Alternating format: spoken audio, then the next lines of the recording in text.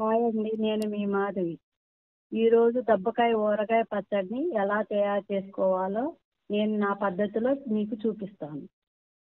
ముందుగా 2 దబ్బకాయలను తీసుకుని శుభ్రంగా కడిగి తడి లేకుండా తుడుచుకుని ఆరబెట్టుకోవాలి. వాటిని మనం చిన్న చిన్న ముక్కలుగా కట్ చేసుకుని ఒక ప్లాస్టిక్ డబ్బాలో వాటిని వేసుకుని దానికి అవి సుమారు 500 గ్రాములు అవి వెయిట్లో. దానికి మనం రాళ్ళుప్పుని 125 గ్రాముల రాళ్ళుప్పు తీసుకున్నాం. అది ఆ ముక్కల్లో వేసుకోవాలి. 4 నిమ్మకాయలు తీసుకుని 4 నిమ్మకాయల రసం తీసుకుని ఆ నిమ్మకాయల రసం కూడా దానిలో వేసుకుని బాగా కలిపి 10 రోజులు ఊరనివ్వాలి.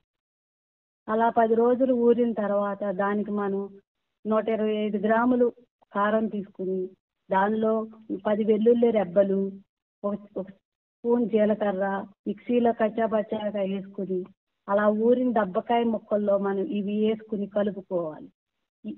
కలుపుకుంటే దబ్బకాయ ఊరగాయ పచ్చడి రెడీ అయింది.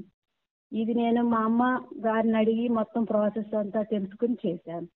మీకు ఏదన్నా వేరే విధంగా తెలిస్తే నాకు చెప్పండి, అది కూడా ట్రై చేస్తాను. మీకు ఈ వీడియో కనుక నచ్చినట్లయితే లైక్ చేయండి, షేర్ చేయండి, సబ్స్క్రైబ్ చేసుకోండి. Thank you.